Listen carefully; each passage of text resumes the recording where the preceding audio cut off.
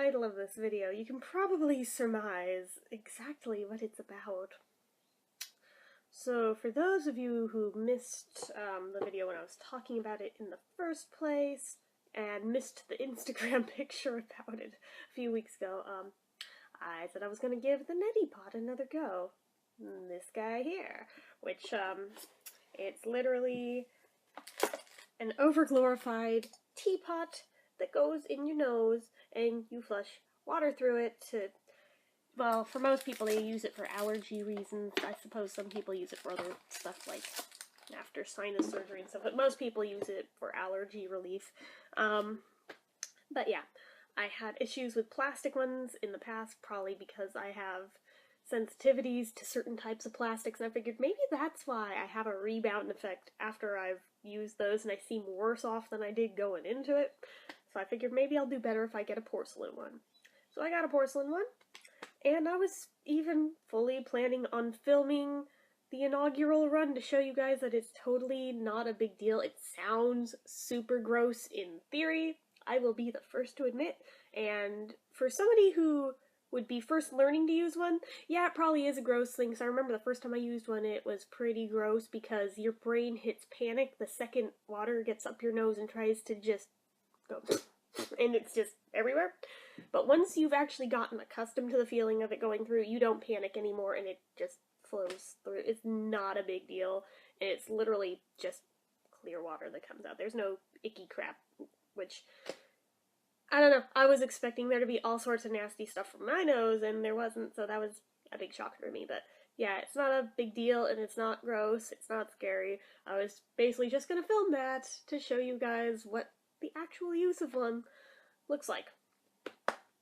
So, one thing I didn't take into account with having a porcelain one,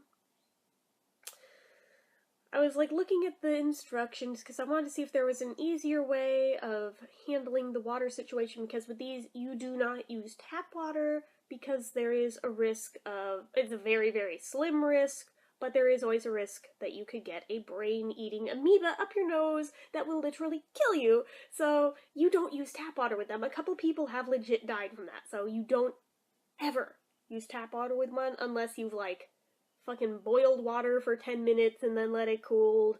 I've been so paranoid in the past that I've boiled it for that long, let it cool, and then boiled it again and let it cool again before using it, because I'm a friggin' spaz. But, they really recommend just using distilled water, but don't have any on hand, and I don't think my dad was gonna run out to go get me some distilled water just so I could flush it through my nose, so I was like, alright, is there another option? And I read through it, and okay, commercially bottled water also is okay with it. So, alright, we have bottled water. That'll be fine.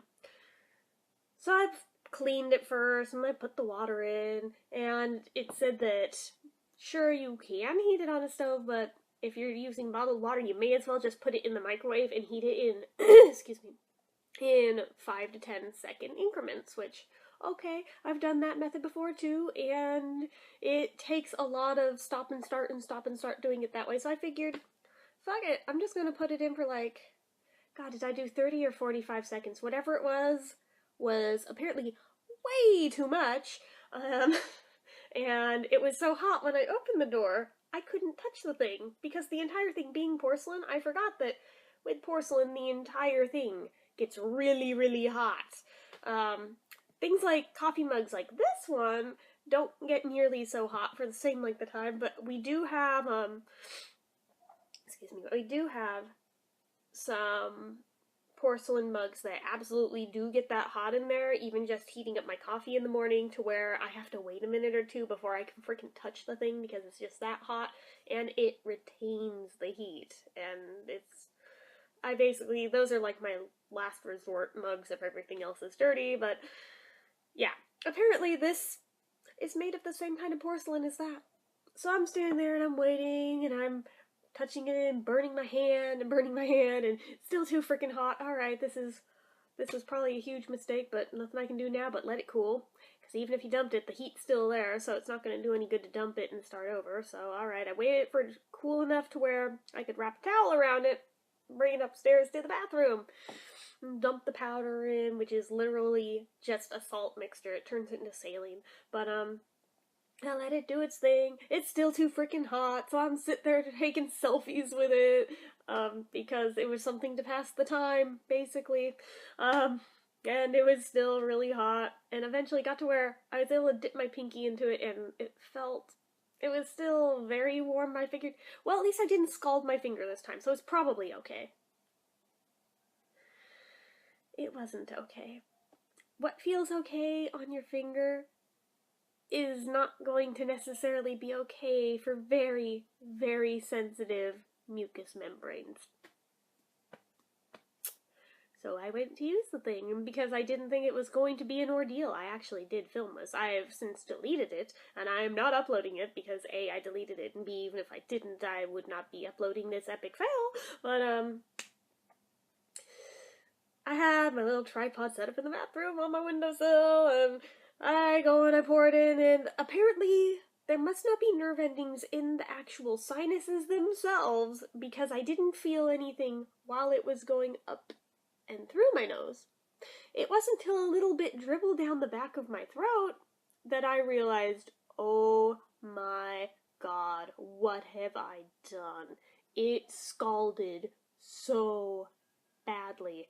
I had like a sore throat that was really swollen for several days after this. It burnt it so badly, and I'm like, and that's just of what I can feel. God only knows what the hell it did to the insides of my sinuses if it did that to the back of my throat. I would assume that the sinuses are way more sensitive, especially on me for having perpetual allergy issues 24/7 that most antihistamines don't even help anymore.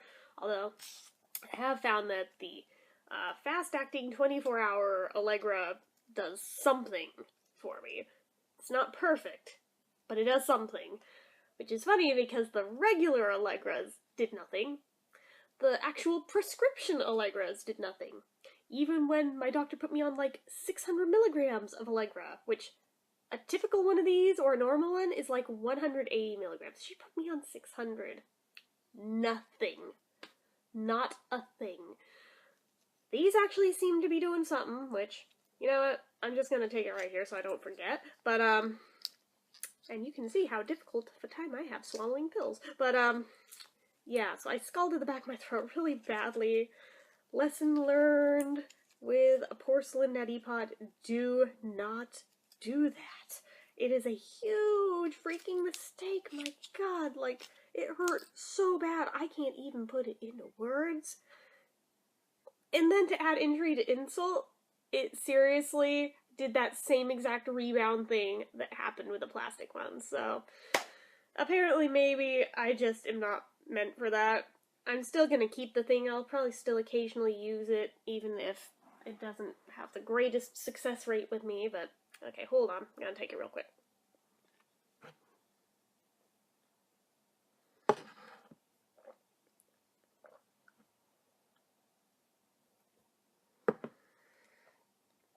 Okay, sorry. That's harder of a time than I usually have with it, but not as bad as the time as I have with big pain pills. Like, because the only ones I can take that I'm not allergic to are Tylenols, and they're really, really big. But yeah, so for me, even something that size is fairly decent, but yeah. Just saying, these have kind of been a lifesaver lately. God only knows if they'll keep working for me or not, but for now, they seem to be okay.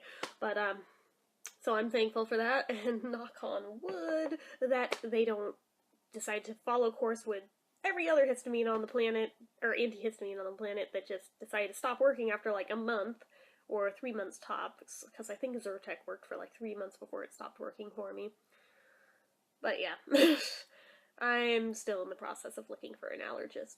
But anyway, yeah, so I'm still debating whether or not I'm gonna just do a regular, very precautioned usage video with this or not, because oh my god, after that I was so scared to even use the thing again.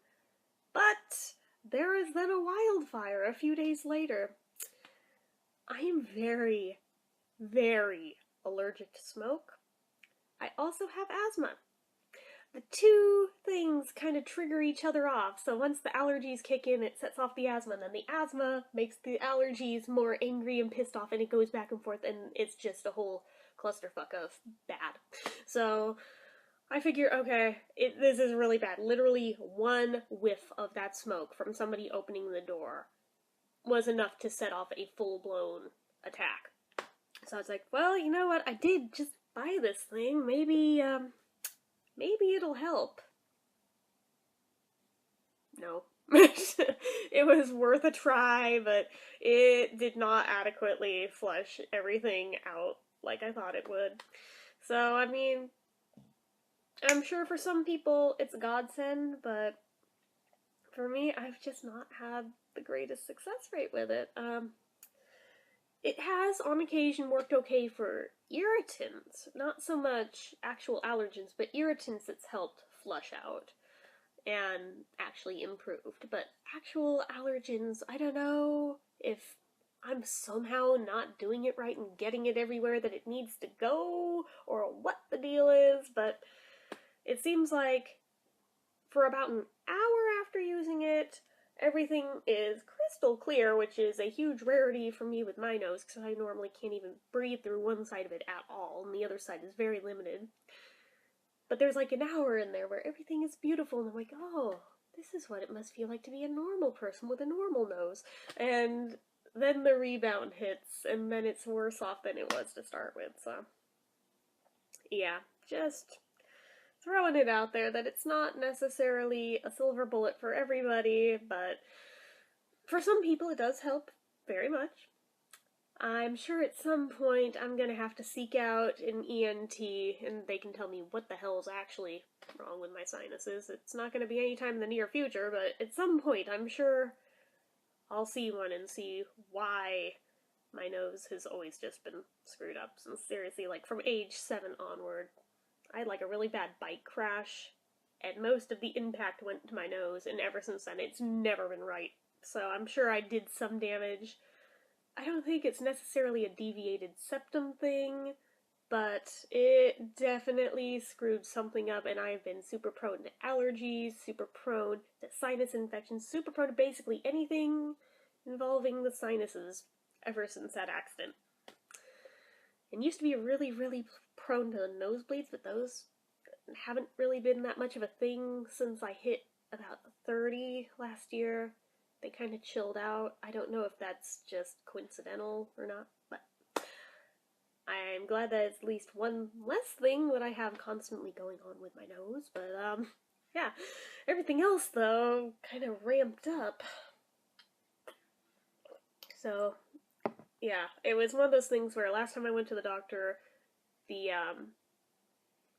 nurse assistant, whoever, and checks your vitals before the actual doctor comes in, was asking, have you ever seen an ENT? Because you might find that beneficial. And I was like, no, I haven't, but yeah, if you want to give me a referral to one, that would be fantastic. So when the doctor came in, I mentioned that. She's like, no, you need to see an allergist. And I was like, how about I see one of each, and we'll see if I get anywhere. Because at this point, I'm just desperate for relief. Because I've tried everything, and basically nothing works, and it sucks. So, yeah, I've even tried some of the alternative medicine stuff, and really haven't gotten much anywhere with those either. If anything, I gave myself more side effects from those from interacting with my other completely necessary drugs for other conditions.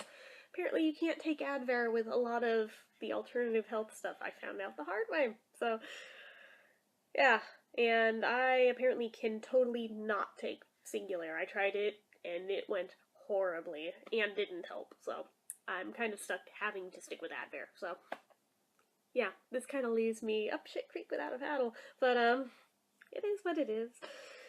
I just try to take it one day at a time and hope each day is not going to be a horrible, unbearable allergy day. So, yeah, and it's not even seasonal. It's year-round, and they're more indoor than outdoor allergies for me. So there's really no escaping it. But, again, it is what it is. We all have a hand dealt to us. Mine apparently includes all that stuff. Lovely. So, yeah. Anyway, this kind of got off topic from my Neti Pot FAIL story. So, I'm going to wrap this up. I will be back later with another video because I am doing another lip balm haul video today. It's actually quite a bit more products than I thought it was going to be for this, because I thought it was just going to be a small haul of things that I've bought since the last haul video, but I have kind of bought a lot of things since then, I realized. Not as many as that one. Don't worry, it's not going to be no hour-long video, but it is still quite a few. And I'm very proud to say that I officially, as of yesterday, have all of the brand new Revos, so yay me! So, anyway, I'll be back with that later, so till then.